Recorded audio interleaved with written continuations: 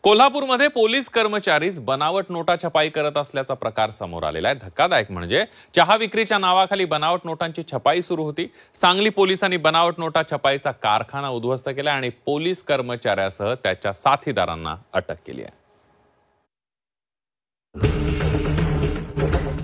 कोल्हापुरात बनावट नोटा छपाईचा पर्दाफाश। पोलीस हवालदारच निघाला मुख्य सूत्रधार। चहाच्या नावाखाली बनावट नोटांचा धंदा।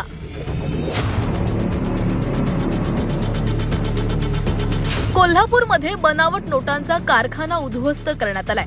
चहा विक्रीच्या नावाखाली बनावट नोटा छापल्या जात होत्या। धक्कादायक बाब म्हणजे कोल्हापूरचा एक पोलीस हवालदारच याचा मास्टरमाइंड निघालाय। बनावट नोटांच्या एका प्रकरणात तपासामध्ये असणाऱ्या सांगली पोलिसांनी या संपूर्ण प्रकरणाचा छडा लावलाय। पोलिसांनी 5 जणांना अटक केली असून 1,11,00,000च्या बनावट नोटांसह मुद्देमाल जप्त करण्यात आलाय। 99,09,300 रुपयाच्या 500 व 200 रुपये दराच्या बनावट नोटा हस्तगत करण्यात आलेल्या आहेत। त्याचबरोबर इतरही काही साहित्य ज्याच्यामध्ये नोटा बनवण्याचं जे साहित्य आहे आणि या नोटा वाहतुकीसाठी एक विना नंबर प्लेटची इनोवा गाडी जप्त करण्यात आलेली आहे। जो मिळून एकूण 1,11,09,000 इतका मुद्देमाल सांगली जिल्हा पोलिसांना जप्त केलेला आहे। कोल्हापूर पोलीस दलातील मोटर परिवहन विभागामध्ये काम करणारा इब्रार इनामदार याचं कोल्हापूरमधील रुईकर कॉलनीमध्ये सिद्धलक्ष्मी अमृततुल्य चहा नावाचं दुकान होतं।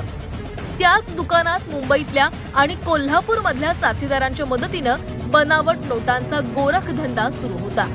दृश्य आपण बघू शकतो की सिद्धलक्ष्मी अमृततुल्य चहाचं हे ऑफिस आहे आणि याच ठिकाणाहून मोठ्या प्रमाणात या नोटा छापण्यात आलेल्या होत्या अशा प्रकारची माहिती पोलिसांना मिळाली। एकूणच आपण पाहतो की हे जे सिद्धलक्ष्मी अमृततुल्य चहा आहे ते कोल्हापूर पोलीस दलातील मोटार वाहन विभागात असणारा शिपाई अब्रार आदम इनामदार याचा आहे।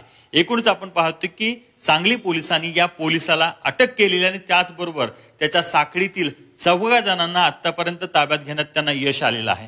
खरं तर आपण पाहतोय की सिद्धलक्ष्मी अमृततुल्य चहाच्या नावाने या ठिकाणी आपण पाहतोय की फ्रँचायझी दिली जात होती, पण दुसरीकडे मात्र आपण जर पाहिलं तर समोर बरोबर या ठिकाणी आपण हा बॉक्स पाहिला, हेवी ड्युटी पेपर कटरचा हा बॉक्स आहे।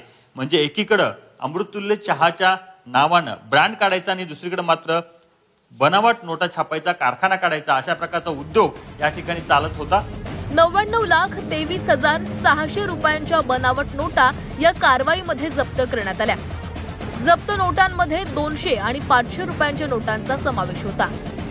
दुकानामधून महागडा रंग, झेरॉक्स मशीन, छपाई साहित्य जप्त करण्यात आले। महाराष्ट्रातील विविध भागांमध्ये बनावट नोटांची विक्री केली जात होती। 5ही आरोपींना 13 ऑक्टोबर पर्यंत पोलीस कोठडी सुनावण्यात आली आहे।